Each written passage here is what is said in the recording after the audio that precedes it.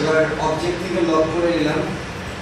Symbol বানানোর system, motive বানানোর system, base বানানোর সিস্টেম সব একই রকম। অবজেক্ট আনবেন, এই দিক থেকে কাজ শুরু করবেন। এটা থেকে কাজ শুরু করলাম।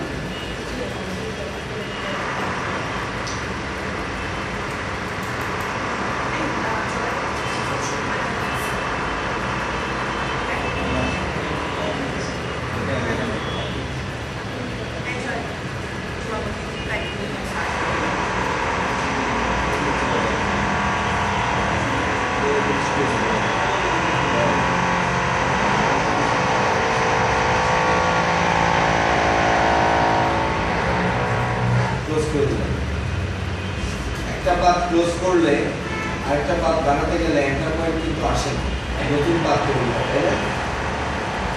কিন্তু একটা ক্লোজ না করে যদি আপনি এখান থেকে অন্য একটা পাথে যান, এখানে ধর করে দিলেন ক্লোজ হচ্ছে, এখন ধরে নিয়ে এখন পাথটা এখানে চলে আসবে, এটা একটা প্রবলেম। এই জন্য কেয়ারফুলি ক্লোজ করতে হবে। প্রয়োজনের বাইরে ক্লিক করে ডিসিলেক্ট করে তারপরে করবে। অনেক সময় হয় না, আমি এইটা করবো, এটা তো ক্লোজ না, এটা তো ক্লোজ না। এখন আপনি আবার পরেরটা যখন করতে যান, ওইটার মধ্যে চলে যান, তখন কি করবেন? সিলেকশন টুলে ক্লিক করে আবার পেন টুলটা দিয়ে আবার পুনরায় করবেন, দেখবেন তখন আর আসে না, মানে ডিসিলেক্ট করে দিলাম। এটাকে বলে মানে পাথটাকে ডিসিলেক্ট করে করতে করতে অনেক সময় এই কাজটা আমাদের করতে হয়। ক্লোজ করতে হবে না, বাট আপনাকে এনাদার কোনো পাথ ড্র করতে হবে।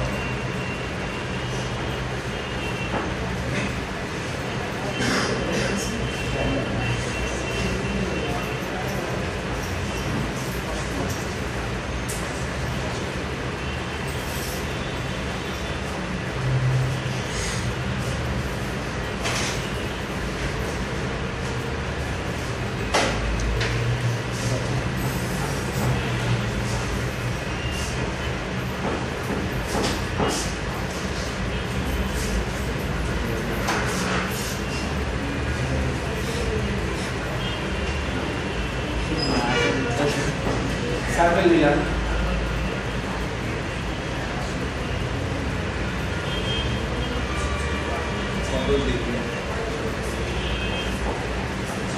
পুরোটা সিলেক্ট করতে হবে। এবার এইভাবে আপনারা মোটিভটা যেটা দিব আমি, এটা কাটবেন এইভাবে। কাটার পরে পুরোটার মধ্যে কালার করে দেবেন।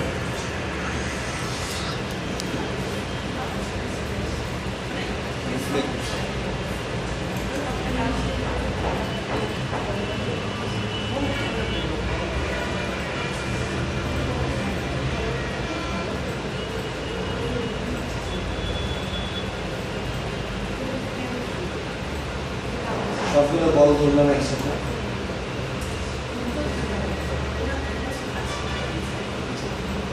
নিচেরটাও সিলেক্ট হয়ে গেল, শিট ধরে একবার ক্লিক করলাম, ছেড়ে দিন।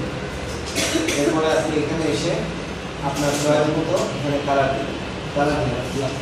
এখন আমি এবার এই পার্টটা যেহেতু সেপারেট পার্ট, অনেকে আছে ভুল করে একটা পুরোটা সিলেক্ট করে রিফ্লেক্টে ডাবল ক্লিক করে রিফ্লেক্টও করে, করার পরে ভার্টিক্যাল 90 ডিগ্রি প্রিভিউ দিলেও কপি করলো, কিন্তু বাইরে ক্লিক করে যখন টান দেয় তখন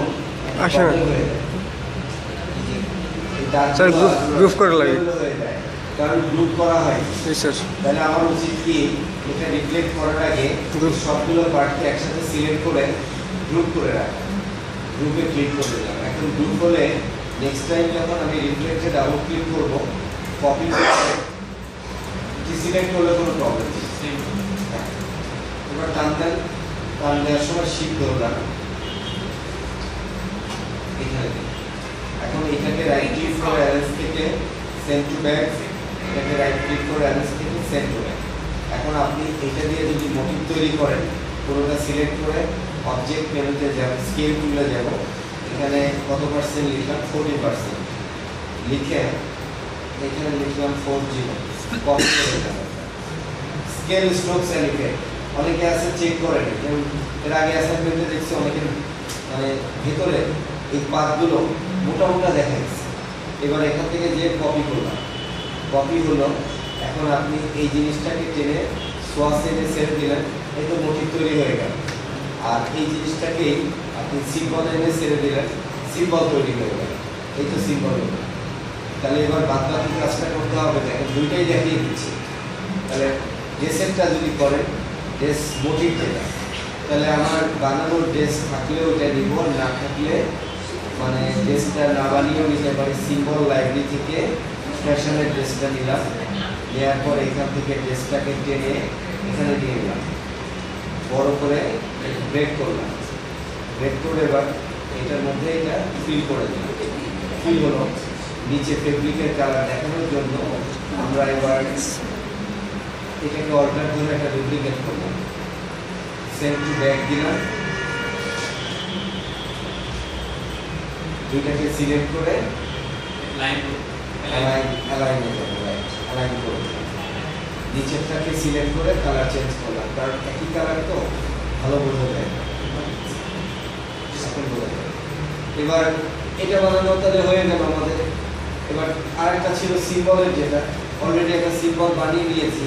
এই সিম্বলটাকে স্প্রে করতে হবে। সিলেক্ট করলাম, স্প্রে টুলে যে সিম্বলটাকে স্প্রে করলাম। এবার টুলগুলোকে বাইরে বের করে রাখি, ইউজ করতে সুবিধা হবে। শিপটা খুলছে যে একটু ছোট করে নিলাম ডায়ামিটারটা, এটাকে বিভিন্ন পজিশন করলাম, বিভিন্ন অ্যাঙ্গেল ওয়াইজ।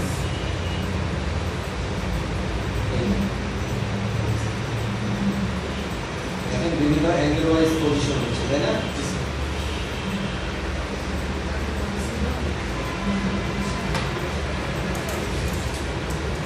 এটা দিয়ে ক্লোজ করা যায়, এটা দিয়ে সাইজ বড় করা যায়।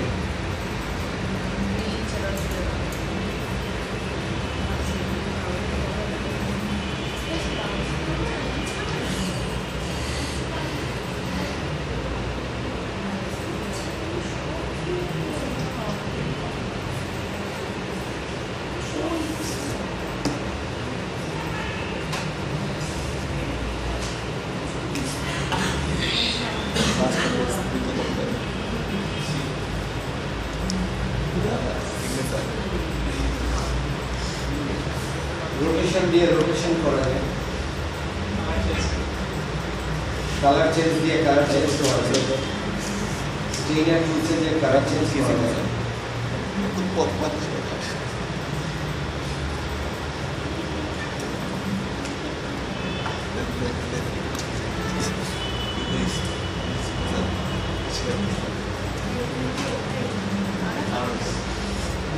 স্যার কালারগুলো তো সলিড কালার, বাট এখানে মনে হচ্ছে যে একটু শেড আসতেছে। শেড আসছে বিকজ ওই মাল্টি কালার দিয়ে অবজেক্ট বানিয়েছিলাম। রেড কালারটা একটু ডার্ক কালার হবে সবসময়, আর গ্রেডিয়েন্টের মধ্যে দেখেন ইয়েলো কালারটাকে একটু লাইট কালার হিসেবে হয়, স্যাচুরেশনটা ওইভাবেই আসছে। এবার ড্রেসটার মধ্যে নিলাম, এটাকে ব্রেক করে নিলাম, ব্রেক করলাম, ড্রেসটাকেও ব্রেক করলাম, অল্টার ধরে একটা ড্রেস নিয়ে নিলাম। নেওয়ার পরে রাইট ক্লিক করে ড্রেসটার পজিশন হবে সবার উপরে, দুইটাকে সিলেক্ট করলাম, অবজেক্ট থেকে পাথ ফাইন্ডার ওপেন করলাম। পাথ ফাইন্ডার অলরেডি ওপেন আছে, কোথায় ছিল পাথ ফাইন্ডার ওপেন করে ড্রপের মধ্যে ক্লিক করে দিলাম। ড্রপ হলো, এবার এই ড্রেসটাকে এটার দুটার সাথে অ্যালাইন করে দিলাম। অ্যালাইনে যাব, এই অ্যালাইন দিলাম, এই অ্যালাইন দিলাম, ব্যাস। এবার বাইরে ক্লিক করলাম, কালারটা এখান থেকে চেঞ্জ করে দিলাম। এই তো হয়ে গেল, সবগুলোই দেখানো হয়ে গেল। আর ড্রেস বানানো ওটা তো অ্যাসাইনমেন্ট বানিয়েছেন, আর এখন আমি বানাবো। তাহলে নিজেরা এবার একটু প্র্যাকটিস করেন, যে টাইমটুকু আছে